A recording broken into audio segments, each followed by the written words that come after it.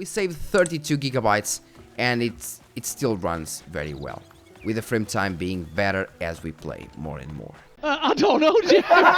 Do you remember when we first got lossless scaling frame generation and it was like downloading frames per second FPS to your computer? For this video I'm gonna show you an application called Game Compressor, which is basically downloading disk space for your computer or handheld device. And no, this is not any kind of cloud storage, it is just an application that you install in your computer, then compress the games in that same computer with zero performance loss, as it uses compressing methods that are already inside Windows, like ZST decompression. The only games that might have had some issues with it were direct storage games that use direct storage of course, but now with direct storage 1.4, that I also have a video on, passing right now on the screen, it also supports ZST decompression, so there will be also zero performance loss once games use direct storage 1.4. But well, 10 days ago I received an email saying, "Hi Ancient Gameplays, I'm Mustafa, the developer of Game Compressor. I wanted to say thank you again, your video was the turning point for this project, because yes, I made a video about this software a couple of months ago.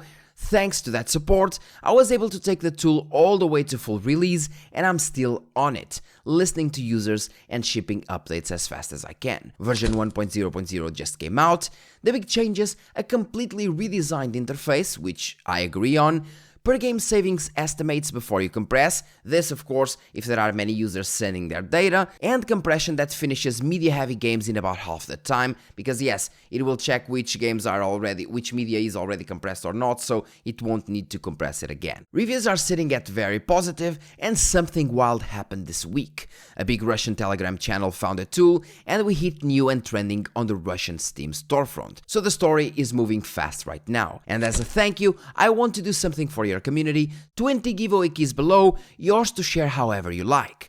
Your own copy gets 1.0 as a free update of course, and if the new version plus the Russia story feels like material for a follow-up video, I would honestly love that, but the keys are yours either way. And that's all fine, but before that, a short word from our sponsor. Today's sponsor is GVG Mall, bringing lots of software deals like Windows 11 and its several versions like Home, Pro and even the LTSC Enterprise. You also have Office 2024 with a Windows 11 design, where you can use my SKG discount code for 25% off, getting your Windows 11 key for $26 and Office 2024 for $17. After that, just go to your account, get your serial key, use it on your Windows settings, and you'll have an activated system. And for you guys watching right now, yes, these keys are sitting right now on the screen. You can use them, so the first 20 guys to get, or girls, to get the keys, yeah, just enjoy them, I guess, and thanks to the Game Compressor developer. It's always great, very great to see people that I make videos about their software.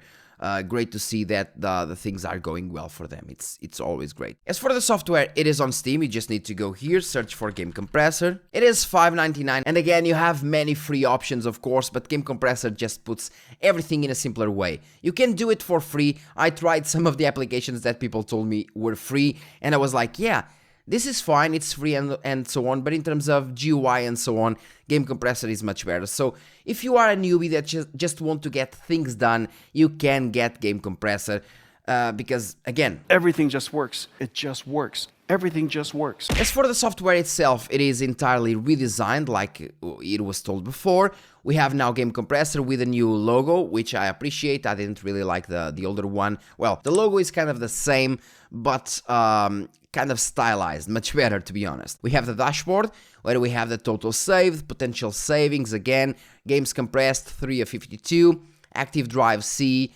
storage overview, QE drives, everything else game library. We have them already here with the games that are compressed and not. I already compressed some.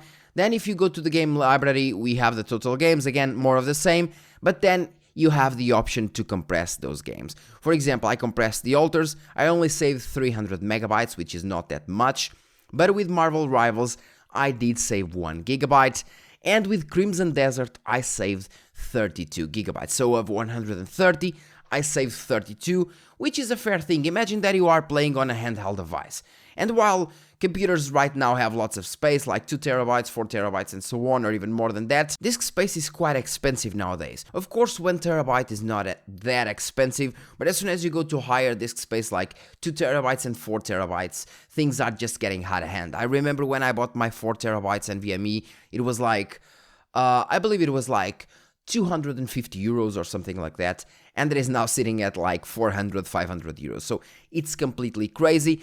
And again, this can help save your disk space. And if you go, let's say, to handheld devices where they have like 1, 2 terabyte stops, this is even more important, because if you do this for 3 or 4 or 5 games, it might give you the ability to install another 2 or 3 games more because you compressed the other ones that you had.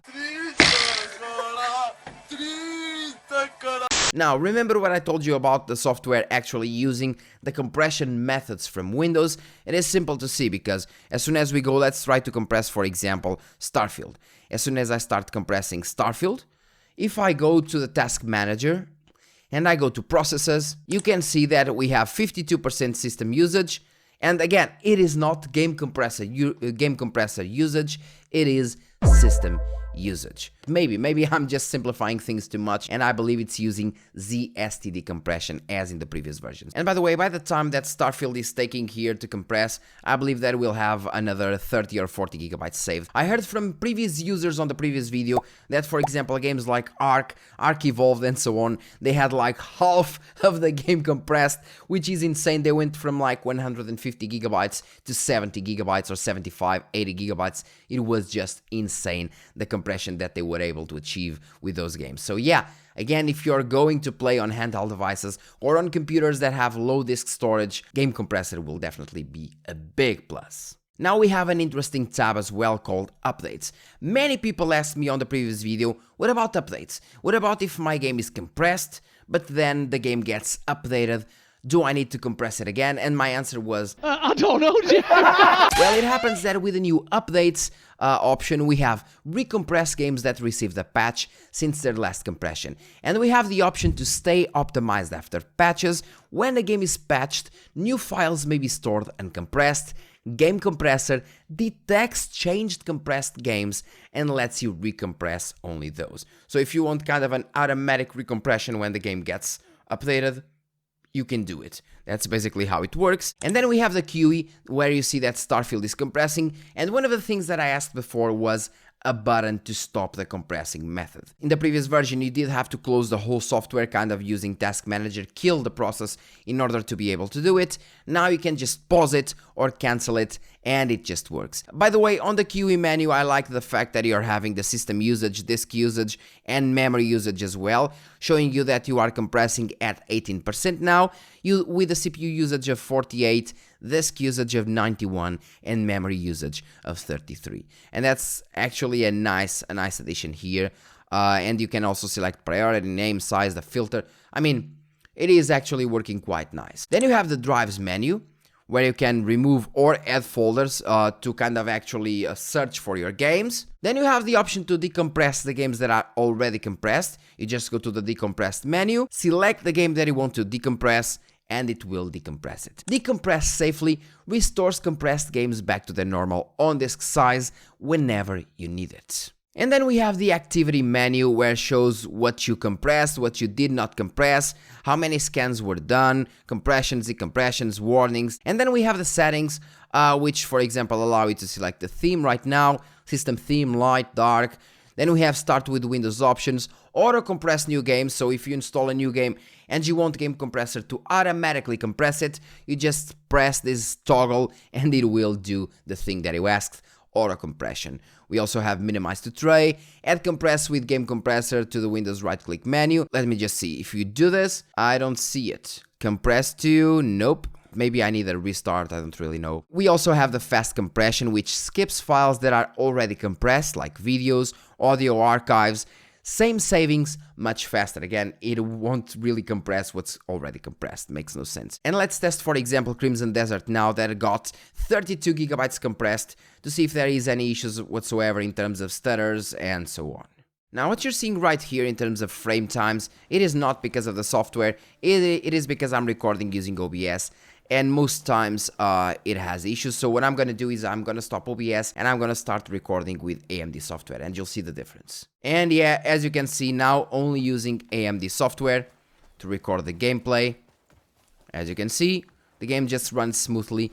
The frame time has a bit of, I would say, some stutters here and there, but the frame time is kind of bouncy, let's call it that, but the gameplay feels smooth and it has no issues whatsoever. I just really wanted to show you that, yeah, the frame time was because of OBS, the recording, not because of the game compressor. As you saw, we saved 32 gigabytes and it still runs very well, with the frame time being better as we play more and more.